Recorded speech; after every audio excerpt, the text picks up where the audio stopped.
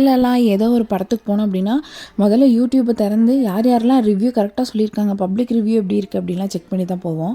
இப்போ அப்படியெல்லாம் கிடையாது. அந்த படம் நல்லா இருக்கா, மனசுக்கு தோணுதா அப்படின்னா கண்டிப்பாக போய் பார்க்கணும் அப்படிங்கிற மைண்ட் செட் தான் வருது. அந்த மாதிரி நாங்கள் போய் பார்த்த படம் தான் லோக்கா. நாங்கள் ப்ரோசோன் மால்லேயே வந்து சண்டே பார்க்கலான்னு நினச்சோம், பட் பார்க்க முடியல. அதனால் நேற்று போய் பார்த்துட்டு வந்தோம். ஒன் டைம் வாட்சபிள் மூவி தான், எனக்கு பிடிச்சிருந்தது. இது ஒரு மல்டி ஸ்டாரர் மூவி, கொஞ்சம் த்ரில்லிங்காக இருந்தது. இந்த படத்தோட மெயின் கேரக்டர் பேர் சந்திரா என்கிற நீலி. ஸோ மற்ற டீட்டெயில்ஸ் எல்லாம் நான் சொல்ல விரும்பலை, நீங்களே படத்தை போய் பாருங்கள். பர்சனலாக எனக்கு பிடிச்சிருந்து ஒன் டைம் பார்க்கலாம்.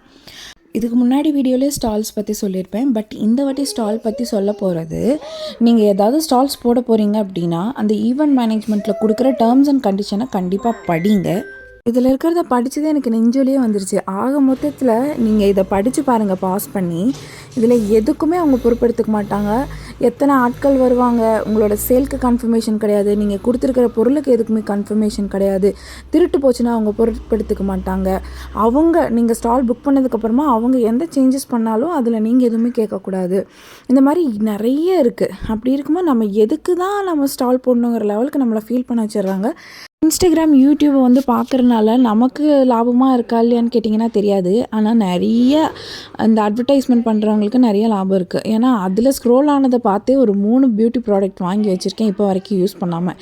ஒன்று வந்து தர்மா, இன்னொன்று வந்து லெட்ஸ் ஹைப்பன் அப்படிங்கிற வந்து இந்த கிருத்தி சனன் அவங்களோடது வாங்கி வச்சுருக்கேன். அதை வந்துட்டு ஒரு டைம் யூஸ் பண்ணுவேன், 4 டைம் யூஸ் பண்ணாமல் அப்படியே விட்டுருவேன். ஸோ அந்த மாதிரி ஸ்டால்ஸுக்கு போனாலும் ஏதோ ஒன்று கையில் கிடைக்கிறத வாங்கி வச்சுட்டு வீட்டில் அப்படியே தான் இருக்கும். என்ன மாதிரி யாராவது இருந்தீங்க அப்படின்னா கண்டிப்பாக கீழே கமெண்ட் பண்ணுங்கள். இந்த மாதிரி தயவு செஞ்சு பைசாவை வேஸ்ட் பண்ணாதீங்க. ஆனால் நம்ம அங்கே போனோம் அப்படின்னா கண்டிப்பாக ஏதோ ஒன்று வாங்கணுன்னு தான் தோணும். ஒரு 1000 ரூபா செலவு பண்ணுற இடத்துல 2000 ரூபா செலவு ஆகும். ஸோ ஆனால் அப்படி இருக்கக்கூடாதுன்னு ட்ரை பண்ணிக்கிட்டு இருக்கேன்.